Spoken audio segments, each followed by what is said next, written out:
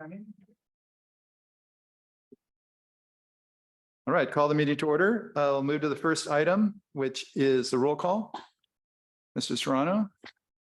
Good morning, Chair. We'll start with Commissioner Jim Anderson, Present. Commissioner Roger Anderson. Absent, but he is on his way. Yeah. Chair Yvette Brooks is absent. Commissioner Justin Cummings, Here. Commissioner Zach Friend, Here. Commissioner Rochelle Lather is absent. Commissioner Alan Timms is absent. Alternate Commissioner Ed Banks, Here. Vice Chair John Hunt, Here. alternate Commissioner Manu Koenig is absent. Alternate Commissioner Shebra Kalantari Johnson is absent, and Roger Anderson is here. Vice Chair Hunt, we do have a quorum. We do have a number of voting members. Since our chair is not here, you'll be leading us throughout the meeting. You'll be a non-voting member. But since Commissioner Rochelle Lather is absent, alternate Commissioner Ed Banks will be a voting member. Thank you. We'll move to the executive officer's message. Mr. Serrano. Thank you, Vice Chair. Just briefly, we are conducting this meeting as a hybrid, meaning the commissioners will be here in person, but members of the public and our legal counsel will have the option to join us virtually or in person. If anyone wants to provide comments on any of the agenda items, they can do it two ways. If they're joining us virtually, they can press *9 to raise their hands if they're calling in. If they're on the platform, they can just click on the raise hand button. For any members of the public in person, they can come to the podium and state their name. They'll have up to 3 minutes to address the commission on any agenda item.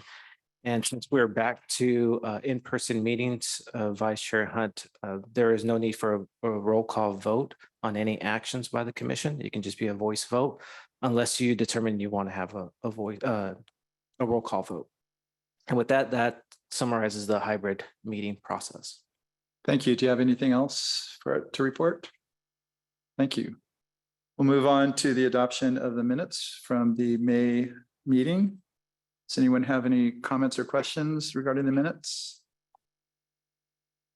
Hearing none, I'll ask for a vote to approve the minutes or ask for a motion. I'll make a motion. Second. All right, moved and seconded. All in favor? Aye. Opposed? Abstentions?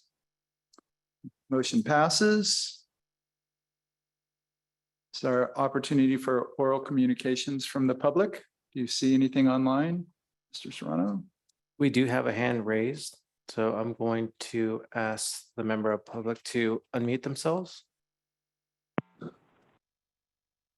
Good morning. This is Becky Steinbrunner. Can you hear me? Yes, ma'am. Thank you. Good morning. I had hoped to make it in person, but I had some delays here at my home, so I appreciate having the hybrid option open. What I want to convey to your commission is that the Branciforte Fire Special Benefits Assessment ballot procedure is actively in progress. And I want to let you know there is a very well-organized and substantial resistance to this exercise. People feel it is much too expensive for them, and they are worried it will price out many of their neighbors, themselves, and it is not a singular issue of keeping the station open. It is whether or not they can afford to live there, and the engineer's report has shown that it would really not cause a significant decrease in service except for maybe about 10% of the district. So I want to let you know that, and if you want to see the evidence of it, you should drive up Branciforte Drive. There are signs all along the way, and I'm very happy to hear. I went to the last board meeting that the election department is going to be the agency that tallies the vote. before that, the consultant, SCI consultant, was going to do it, and that did not set well, understandably. So I'm very happy that the election department will be doing the tallying for the weighted Prop 218 vote. But I just want to make you aware that there is substantial resistance. The One more minute, Ms. Brent- Becky. Okay, thank you very much. The minutes of the ad hoc committee reported to the Branciforte Fire Board meeting before last said that the Scotts Valley has said they would likely staff the Branciforte Fire Station during fire season and also during storms. So people feel like there has been sort of a lot of confusing information, sort of a scare tactic to try to get people to vote for this. And their insurance cancellations would not be affected by whether or not the station is staffed. And I have that confirmed from the State Farm Insurance himself. It has to do with zip codes, not whether a station is staffed. People living across from a staffed fire station have had their policies canceled. So that's my main comment to you this morning, and I'll look forward to seeing the results of this election ballot procedure. Thank you very much. Thank you. Thank you, Madam. Vice Chair, I do not see any hands raised at this time. Okay. All right, thank you. We'll move on to the public hearing items. The first one being the final budget for fiscal year 2023-24. And I'll turn it over to Mr. Serrano for a report. Thank you, Vice Chair. Just briefly, staff is recommending that the commission approve the final budget. We had a lengthy discussion at our last board meeting on the draft budget. There was a suggestion to increase our estimated amount for our benefit, our pension obligations. So staff has done that. So overall, our budget is merely 1% higher than our current budget. Staff believes that this is a conservative approach. We strive to keep our costs down. This increase to our pension obligations did not affect the total amount for our funding agencies. We did send out the draft budget to the 22 independent special districts, the 4 cities and the county for their comments on the draft budget and proposed allocations. We did not receive any opposition or concerns. In fact, we received several comments from general managers just thanking staff for keeping this information available to them. So with that, staff is recommending that the commission adopt the draft resolution approving the final budget for fiscal year 23-24. And with that, I'd be happy to answer any questions. We'll open the floor for public comment. Are there any comments online? We do see a hand raised. I'm going to ask Ms. Becky to unmute herself.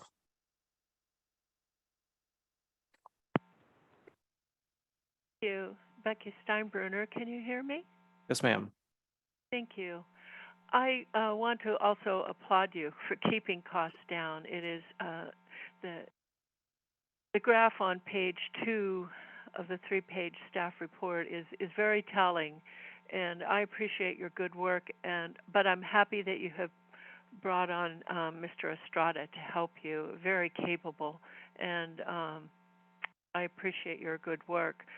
I want to urge you regarding the CalPERS unfunded liability to pay that, to be very diligent in paying that. I listened to a report to the Central Fire Protection District Board about this very matter last week, and the percentage of unfunded CalPERS benefit or payments is expected to the unfunded part is supposed to increase by 50%, anticipated 50% increase over the next few years. Next year in particular, and will hold at that rate for estimated 10 years. So this is kudos to the commission for really examining this, and thank you, Director Serrano, for investigating it and getting a clear picture of all this. And I urge that full payments be made as as much as is feasibly possible.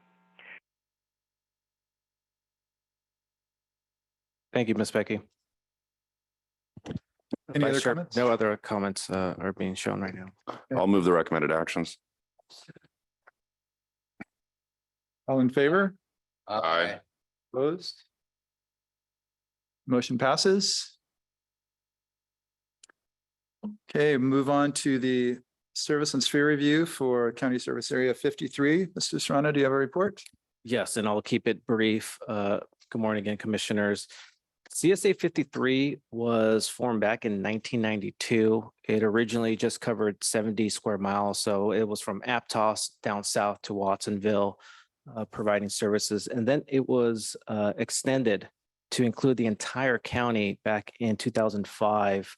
That was through the LAFCO process to annex the remaining county territory, including the four cities or the three remaining cities. For purposes of this presentation, I just want to focus on the four key findings in the report. Staff did do an extensive analysis of the CSA that's attached to your staff report. But again, I'll try to keep this brief. As I mentioned, they provide a very important service to the entire county to mitigate and prevent any mosquito or vector-borne diseases. So again, very essential service that they're providing throughout the entire county. Financially, they are stable at this time. Their primary source of revenue is from a benefit assessment. That assessment has remained virtually the same for the past 5 years, while their costs continue to rise. That's why in the past 5 fiscal years, they experienced two annual deficits, and they're projecting to have a deficit in this upcoming budget. So therefore, it may behoove their board to consider increasing their benefit assessment to ensure that they are financially stable going forward. One area improvement that LAFCO staff found was their transparency. While they have a robust website with a lot of information about their programs and mitigation efforts for the county, it does lack information about their governance, the way they operate, the board meetings, their agendas, their minutes.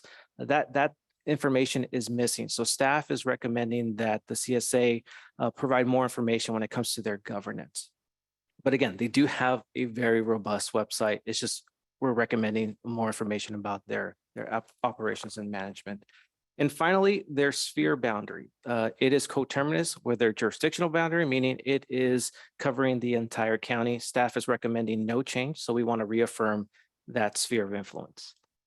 With that being said, the CSA is running efficiently. There's only a couple of areas of improvements. This report fulfills state law, the state requirements. I do want to extend my appreciation to the CSA staff, especially Miss Amanda. She was very helpful in providing all the information that staff needed to complete this report. So I really want to thank her. She is available to answer any questions, but I hope that the report provides you all the information you need for CSA 53. And with that, staff is recommending that you find this report to be exempt from CEQA, determine that the report fulfills the requirements under 56.425 regarding sphere determinations and 56.430 for service determinations, and finally, adopt the draft resolution approving this report. With that concludes my presentation. I'd be happy to answer any questions. Thank you. Are there any questions from the public? Chair, I do see a hand raised, so I'm going to ask Ms. Becky to unmute herself.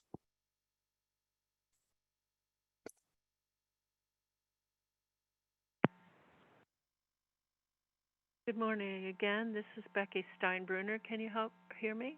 Yes, ma'am. I have two. I've been trying to find my own answer to the first one regarding funding for the Mosquito Vector Agency. They did have a presentation to the Board of Supervisors during budget time. I have had a lot of difficulty finding information on the new website regarding budgetary matters. My first question is to you, Director Serrano, did the Mosquito Vector Department ask the board for supplemental funding? My second question is regarding CEQA exemption. I understand that your determination about this report is, in terms of CEQA, is that your report would not have an environmental effect. This agency certainly does. So in reading this report last night, the question that came to my mind and that I'd like to ask of you is what would trigger analysis? I've never seen one. They're all exempt, and I would like the answers to those two questions, please. Thank you, Ms. Becky. Vice Chair, I can answer those questions. So yeah, that's one of the recommendations for LAFCO is to provide financial statements, audits, budgets on their website.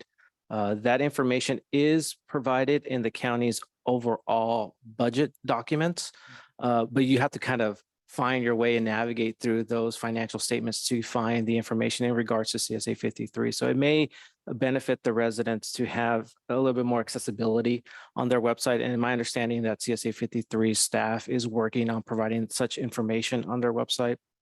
In regards to environmental exemptions when it comes to LAFCO actions, this report is exempt because there is no project. We're not developing affordable housing or building an infrastructure on vacant parcels. That's what triggers CEQA reports, EIR or a negative declaration. In this case, we're writing a report. We're not building anything, so that's why it's exempt. It's a category exemption, class number 14, which states that if you're writing a report such as a service review, it's exempt from CEQA. That is different when, for example, the city, a city is proposing to, or a developer is proposing to build an apartment complex. That may trigger an EIR. So that is not exempt from CEQA. So that kind of gives you the distinctions between why LAFCO's report is exempt and other projects in the county are not. So those should be able to answer her questions. And Vice Chair, I do not see any other hands raised at this time. Thank you. I'll open it for discussion by the commission. Roger? Just a couple of questions. My interpretation is that the district actually has enough reserve funds right now to cover the likely deficit that they have. Correct. Yeah, as of June 30th of 2022, they have over $500,000 in reserves. So yes, that would be helpful for any unanticipated deficits. Has to do with the website. We're robust, but the data in your indicate they're checking off very few of the boxes. Can you comment about that? Yes, so LAFCO staff used 20 different benchmarks that the California Special Districts Association refers to for a certificate of transparency and excellence. So those are the benchmarks that we use. So that one focuses on the governance sides of an agency. Does it have board of directors contact information? Does it have audits? Does it have budgets? Does it have the agendas and minutes? Those are the information that they look for in websites. For CSA 53, they don't have that information. What they do have is everything in regards to preventing the spread of diseases, knowing the type of diseases that happen during the summertime. They have it in English and in Spanish. That information, which is used for the public to prevent any type of spread of illnesses, that's available. But when it comes to the government side, that's what's lacking. So that's the distinction. Their website is filled with a lot of documentations and programs, but just not enough information when it comes to their governance. Any other questions, Jim? Well, I just had a statement. I've had the pleasure to interact with some of these folks over the last few months of property that I manage. And I've found them extremely knowledgeable and stuff. More so about rodents and stuff as far as mosquitoes and all that. So I was really impressed that you could talk to somebody that sounded scientific and all that stuff. Good job. Thank you. Any other questions or comments from the commission?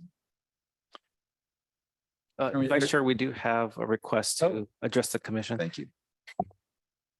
Is this on already?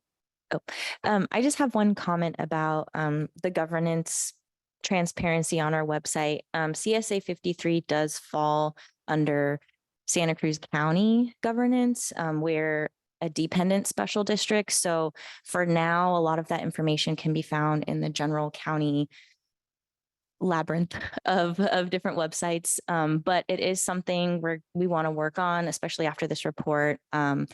We hope to be higher up in the queue to have a website revision with county ISD. And we'll consider all of the comments that were shared in this report and hopefully have more direct links to things like the Board of Supervisors meetings or agenda minutes and things like that. So thank you. Thank you. Any further comments, questions? I'll move the recommended actions, obviously with compliments, and also just note that even to Roger's point about the reserve, I think long-term, realistically, there's going to need to be a pretty strong look at how the funding goes. And so I think that, the assessment, which really hasn't been modified in quite some time, will have to be looked at. But I'd like to move the recommended actions. I'll second that.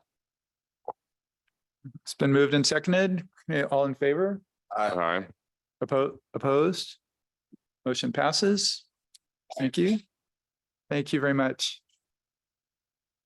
Okay, we'll move on to other business.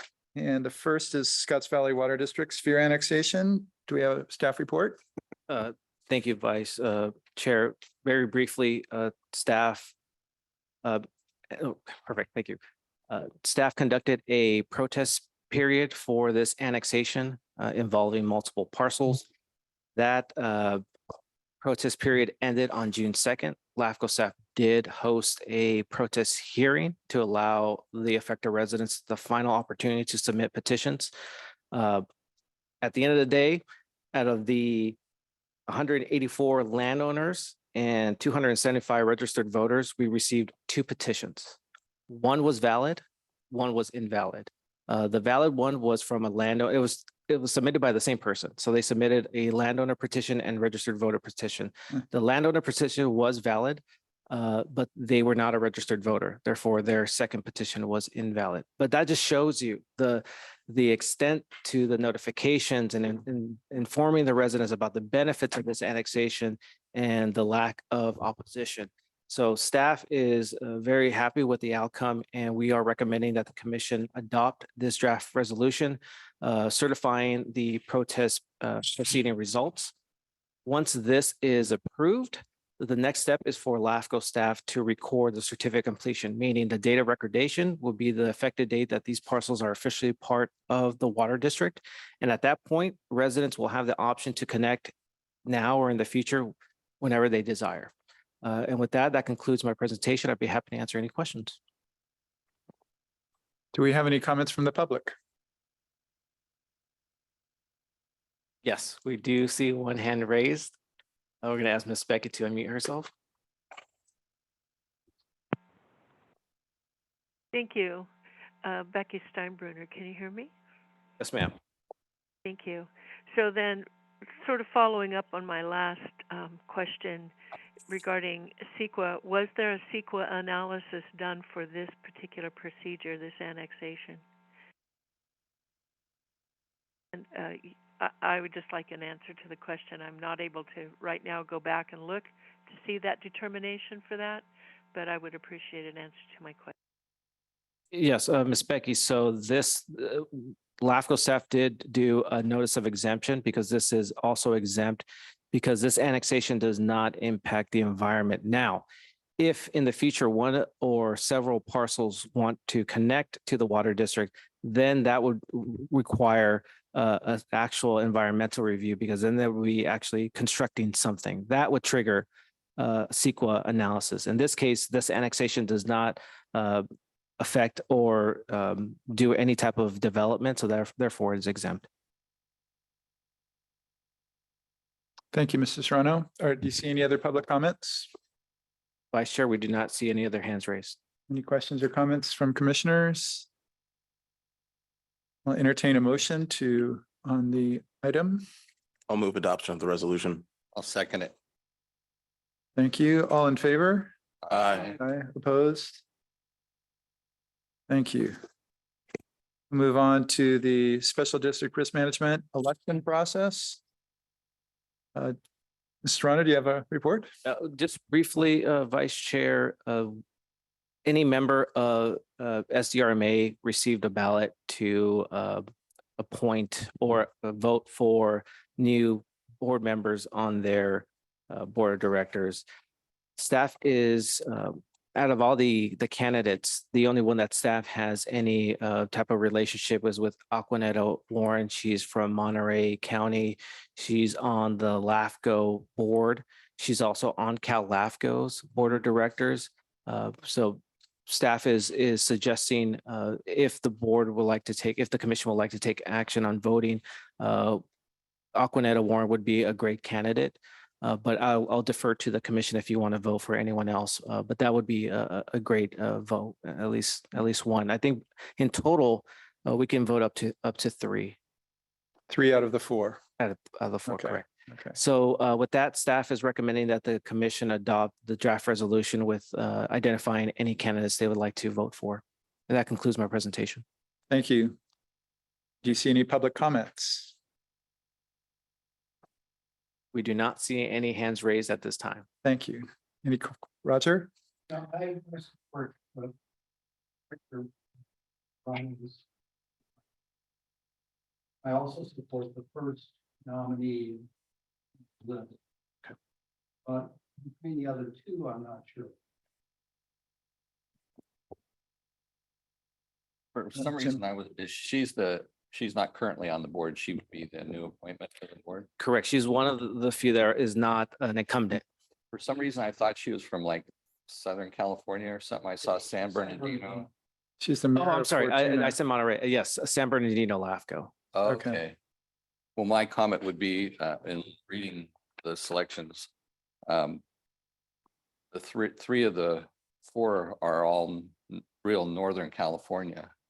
I mean, one is central and the other 2 are Lassen and Northern. So, I mean, I could support spreading out the thing. I mean, the knowledge of the others existing seemed adequate for it.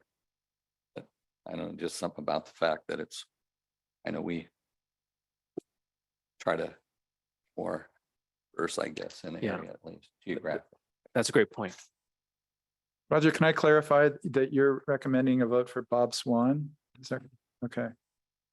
Struck me as being maybe one of the most qualified. Uh-huh. And the incumbent, I think, definitely support, Okay. but I don't know which of the other 2, maybe the 3, I would like to support. Agreed. And Commissioner Roger Anderson, would that be a motion for those 2 candidates? I'll move those 2, and if the commission wants to vote for a third, Any other comments or questions from commissioners? I'll second the motion. All in favor? Aye. Opposed? To be clear, we're going to vote for 2 of the. Correct. For Swan and for Warren. And we have 5 members. No, we have. We have 4. 4, which we still have a quorum. Okay, okay. So there are 7 commissioners and 4 is a majority, is the way it works? Correct. Okay, okay. I thought it might have to be a majority plus 1, but no, okay, It's over 50%. okay. Okay, so the motion passes. We'll move on to the professional services agreement. Mr. Serrano, do you have a presentation? Another brief presentation. Since 2019, LAFCO staff has been trying to take any contracts, working relationships and have them in writing. This is another example of LAFCO coordinating with the county to have an actual contract in place. The county has historically been providing payroll and accounting services to LAFCO. We are making no changes to that practice or relationship. We just want to have it in writing. So the Auditor Controller's Office provided LAFCO a contract. This contract was reviewed by our legal counsel. They did not have any concerns. So staff is recommending that we or the commission approve this contract to be enacted. That concludes my presentation. I'd be happy to answer any questions. Thank you. Are there any comments from the public? I do not see any hands raised at this time. Thank you. Any questions or comments from commissioners? Jim? Sit on another district in our past, we've used the county for that same process. But as of an IRS audit of a special district, it was found that I guess we erroneously trusted the county that they were going to do the right thing, but they say they just do what we tell them. And so we ended up with a $72,000 IRS Oh, bill wow. because we didn't collect the appropriate stuff from volunteer firefighters. In lieu of that, in our actions with the county, they, as soon as we basically negotiated with them, but to no avail. So the rates that they're charging have all gone up to all the special districts. So I just wondered, which has forced a lot of the special districts to reevaluate what they're getting for the money. So I don't know if our payroll is not real complicated, but they write checks for the bills and stuff like Right. that, but their fees have gone up substantially. We just had our cemetery district board meeting yesterday and reviewed that very topic. And yeah, we noticed a substantial increase in not only the check writing fees, but also the employee disbursements as well for payroll. So, and I'm assuming, and even though the county and Edith Driscoll's memo to us and to all special districts indicated that the county was picking up the expense for the new payroll system. Commissioner Anderson brings up a good point. Is it all inclusive, or is there something that we need to be on the lookout for that, wasn't contemplated? But last thing we want to do is be staring at an IRS audit and having those kinds of fees levied against us.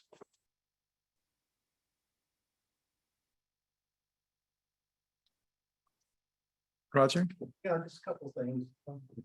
One is it appears that there will be no change in rates. The consequences. And looking at the check processing fee compared to our rates, blended salary up here represents quite a large fraction of the LAFCO commission. I'm not saying this isn't an thing. It is a significant expense. Now, what I would like to suggest is that we have to figure out what that cost is in terms of our expenditures.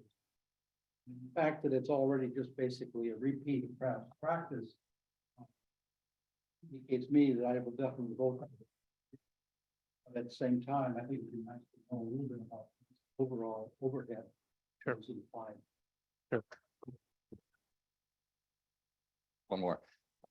As a consideration to save the special districts money, since personally, I wouldn't mind being paid once a year for our benefits, which would save a lot of check writing expense for the board. So I don't know how they feel if we want to make that a part of it. That would be a good suggestion. But again, it's a. Commissioner, Director Serrano can figure out whether the added hassle of doing that is worth it. So, What staff can do is take your comments into consideration. Assuming the commission approves this contract, have follow-up discussions with the county, have a cost analysis of how much is being actually charged to LAFCO, suggest maybe doing alternative practices to reduce our expenses, and then bring it back to the commission for additional discussion. Can I ask if the professional services line item in the budget of $45,000, is that all to the county? No. So the way historically how it's worked is it's cost for service, and those expenses fall under our salaries line item.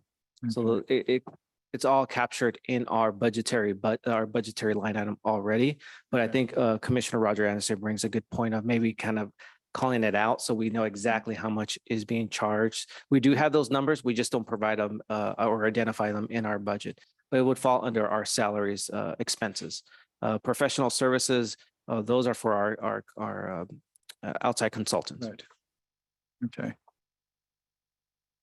Any further discussion or questions? I'll entertain a motion on this staff recommendation. That's been moved, I definitely. moved. Okay, second. I'll second it. Okay, moved and seconded. All in favor? Aye. Opposed? Motion passes. Thank you. So moving on to written correspondence, Mr. Serrano, you indicated we have a letter that you'd like to share. Thank you, Vice Chair. We did receive a letter from the City Selection Committee after we distributed the agenda packet. This letter indicated that the 4 cities agreed to revise the rotation procedures on how to appoint a city council member on the LAFCO commission. I'm very happy with those discussions. It really showed collaborations among the 4 cities. Now, what they decided on doing is the cities of Watsonville and Santa Cruz will share a regular seat and an alternate seat. So they will switch back and forth every 2 years with those 2 seats. And in exchange, the cities of Capitola and Scotts Valley, they will share the other regular seat. So every 2 years they'll alternate. So either Capitola or Scotts Valley will be off LAFCO for 2 years and then come back on. Their logic is the cities of Santa Cruz and Watsonville are more active in the county, and therefore they want to be on LAFCO. And the 4 cities agreed with this procedure. So what the next steps are going to be is LAFCO staff will bring this back to the commission for a full discussion. And we may provide the commission a draft policy reflecting what this process is going to be. That way, again, we have something in writing for that for now and in the future. We'll know what the rotation will be for the 4 cities. But again, it was a collaborative effort.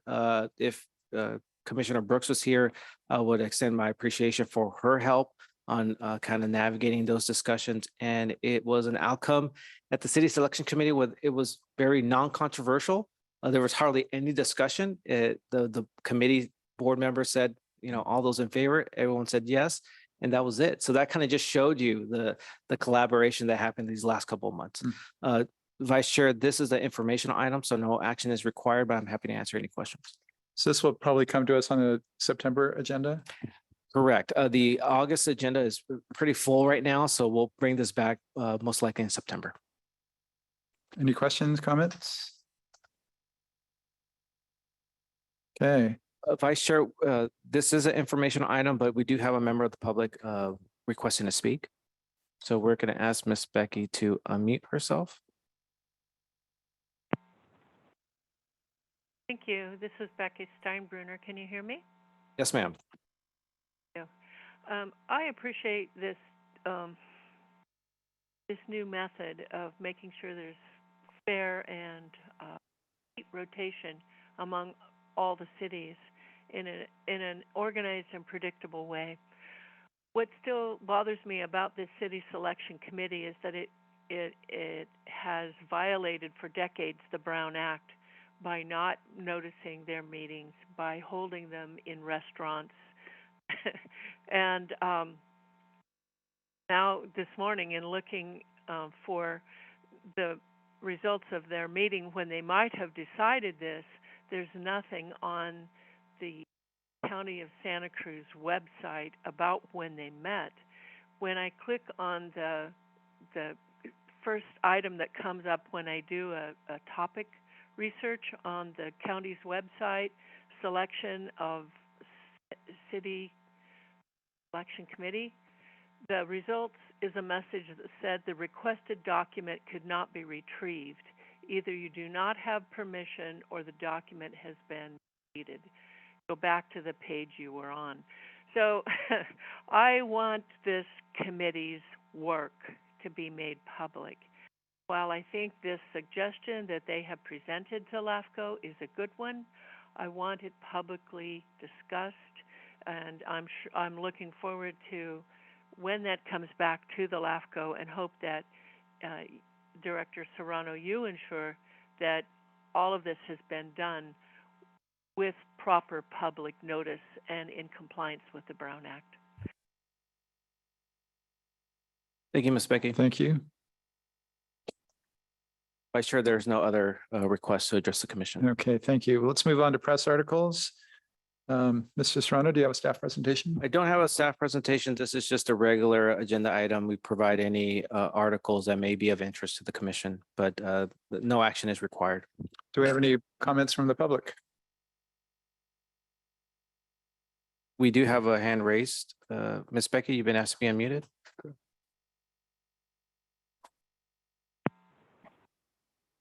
Thank you. This is Becky Steinbruner. Can you hear me? Yes, ma'am. You. I also just want to, on a side note, say that I've had difficulty hearing Commissioner Roger Anderson this morning, and I was able to make out most of what he was said, but for future meetings, I'm hoping to be in person, but for those participating remotely, it's important that all speakers be next to a microphone, and because I really appreciate and respect the input of all of the commissioners, but I've found over the years that Commissioner Roger Anderson's input is invaluable. So that being said, what I do not see on the press releases or informational news articles is anything about the Boulder Creek water system being in the process of receivership with the state. And I think that's a big issue that should be on the brought to the LAFCO commissioners.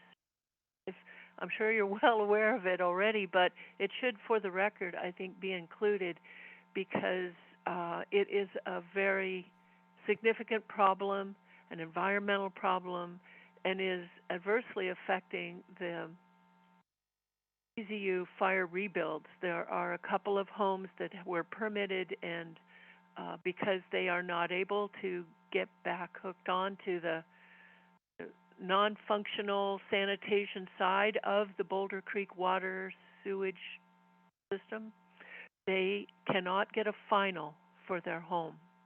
Their home is built, they're waiting for the final inspection, and the county refuses to do it until they are able, until this whole receivership problem with the water and sewage is 1 minute left, Ms. resolved. Becky. There are only 6 homes apparently hooked on to the non-functioning sanitation system, and it was reported that the mosquito vector people are regularly visiting it because it is a problem. So this is a significant issue in our community, and I think it should be monitored by the LAFCO. Thank you. Thank you, Ms. Becky. And I believe she's referring to the Big Basin Water Company, which is a private entity. LAFCO has no purview over it. That being said, we have provided the commission past articles, recent articles about the Big Basin situation. And I'll also note that Supervisor McPherson's office, the San Lorenzo Valley Water District, and LAFCO have been talking in the past to see whether or not that area can be annexed into the San Lorenzo Valley Water District. That requires purchasing the infrastructure and dealing with Big Basin Water Company's ownership. And so that's ongoing. And if there's any progress or any updates, staff will provide that information to the commission. But that being said, Ms. Becky, if there's any articles that may be of interest to the commission, feel free to forward it to me. I'll review it, and then we can provide them at the next agenda packets. And Vice Chair, there's no other requests to address the commission on this item. Thank you. So our last item is commissioners' business. Do any of the commissioners have information to share? Hearing none. With no objection, call this meeting adjourned. Thank you. Vice Chair. Thank you.